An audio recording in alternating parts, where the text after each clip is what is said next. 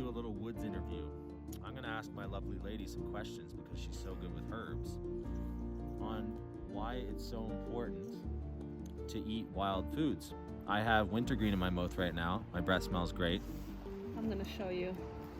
Yeah, there's a big patch over here, but this is what wintergreen is like. It literally covers the floor of the forest, and it's through the winter, so therefore the name. It's an evergreen, really full of essential oils, which are great for the respiratory system.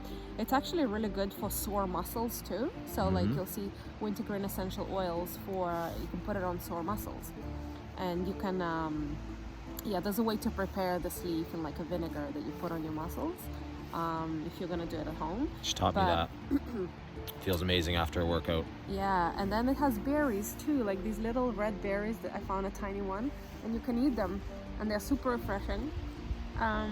Wild foods, they are usually way more nutritious than foods that we've cultivated for hundreds of years. So all the foods that like the carrots that we know, the lettuce that we know, they actually come from the wild. So there is a wild carrot, there is a wild, there's many different kinds of wild lettuces. And how did we get to the plants we have today in the supermarket is through a lot of breeding and a lot of selective breeding.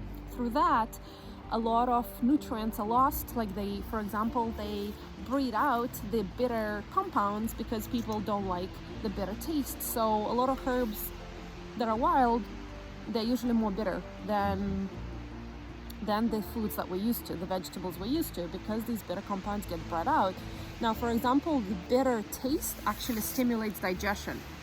So just by simply tasting something bitter, your bile starts going, your liver starts producing bile, and your gastric juices start to get stimulated because your body's getting ready to digest food. So that's why bitter herbs are great for digestion and great for detoxifying the organs of digestion, such as the liver.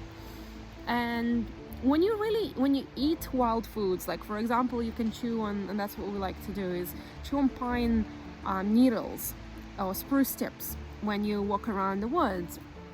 It just really, not only does it bring you the nutrients like the vitamin C that the spruce tips and pine needles are very rich in, I'll show you here. Spruce tips. Yes, but so not only gives you the nutrients, but also it connects you to the spirit of that plant and the spirit of the woods in a completely different way. And you know, food and everything we see around is not just physical matter, there's information in it too. So when you consume it, when you connect with it, not just by looking at it, but by actually taking it in internally, you're able to get that information, and which is supreme. You know, it's much more supreme than the information carried by a plant that has been grown on a farm, right? And that's been transported in a truck for 2 weeks. Think about that. And a lot of nutrients get lost. Like, what kind of information does that carry versus a plant that's growing in the wild, that's not touched by humans, right? That's growing in a pristine, clean forest, right? So, you know, it's something that I look at not just in terms of nutrients and physical properties, but a little bit more than that, energetically and information-wise, you know, and experiencing a deeper connection with nature, with the nature that we're part of. Mama.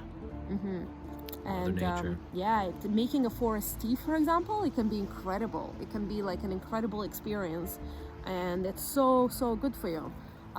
Again, if we're talking about the physical nutrients and properties, you know, the nutrients in wild plants are just usually so much more because they haven't been altered so much. So they have more minerals, they have more bitter compounds, they have, you know, more essential oils and more vitamins. It's free food. Yeah, the best. It's free food. And really, everywhere. When you notice how abundant it is, right? So like when you go and pick your own food, or you know, when you know what kind of food to pick and what kind of herbs to look for, which you need to know. You can't just go and eat anything. So you got to know your stuff. But when you do, it's like you realize the abundance of it all, and you don't really, you realize that this whole scarcity mindset is actually something that we've created. It's not natural. You know, it's nature's very abundant. Got to get out in nature and play, y'all. Thank you. Yeah, thank you.